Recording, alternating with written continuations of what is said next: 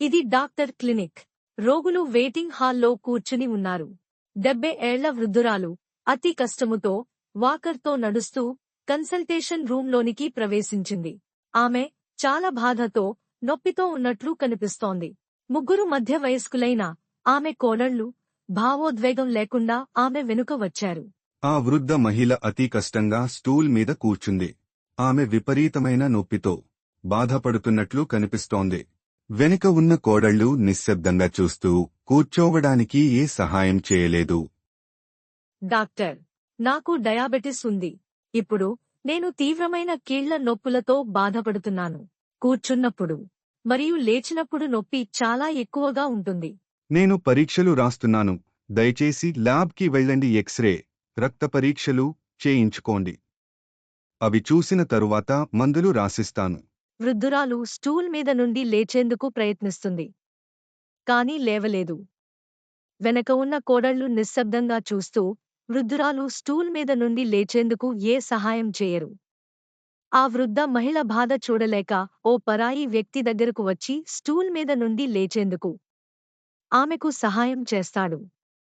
ఆమెను నెమ్మదిగా నడిపించుకుంటూ బయటకు తీసుకుని వెళతాడు. కోడళ్ల వైఖరిపై డాక్టర్కు కోపం వస్తుంది. అయినప్పటికీ అతను ప్రశాంతంగా ఉంటాడు.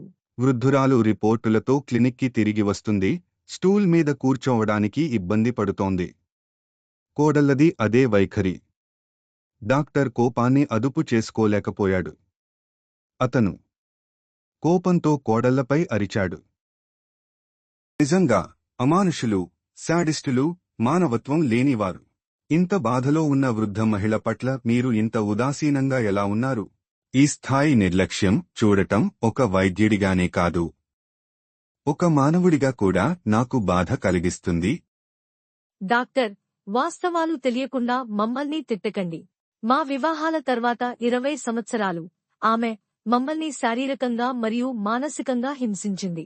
ఆమె సమయానికి ఆహారం పెట్టలేదు. ఆమె మమ్మల్ని కొట్టింది. మమ్మల్ని సేవకులలా చూసింది. అప్పట్లో ఆమె మాతో వ్యవహరించిన విధానంలో ఇప్పుడు మేము చేస్తున్నది 1% కూడా కాదు. ఆమె మాతో బాగా వ్యవహరించి ఉంటే బహుశా మేము ఇప్పుడు ఆమెతో బాగా వ్యవహరించేవాళ్లం. కొన్ని సంవత్సరాలలో మీరు కూడా అత్తగార్లు అవుతారు. మీరు మీ అత్తగారిని ఎలా చూసుకున్నారో సమాజానికి తెలిస్తే ఏ ఒక్కరూ తమ కూతుళ్లను నీ కొడుకులకు ఇవ్వరు. రెండవది, ఎవరైనా అమ్మాయిలు కోడళ్లలాగా మీ కుటుంబములలోనికి ప్రవేశిస్తే మీ కోడళ్ళకి మీరు మీ అత్తగారిని ఎలా చూసుకున్నారో తెలిస్తే వాళ్ళు కూడా మిమ్మల్ని ఇలాగే చూస్తారు. అందుకే గతాన్ని వదిలేయండి. వృద్ధురాలిని మానవత్వంతో చూడండి. డాక్టర్, నాకు ఈరోజు అర్థమైంది. నేడు మనం చూపిన ప్రేమే రేపటికి మనకు తిరిగొచ్చే గౌరవం అవుతుంది. దుర్వినియోగం ఒకరోజు ప్రతీకారంగా తిరిగొస్తుంది.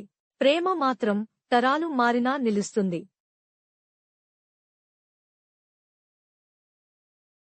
అత్తలారా, మీ కోడళ్లను సేవకులుగా కాకుండా సొంత కూతుళ్లలాగే ప్రేమ మరియు గౌరవంతో చూసుకోండి.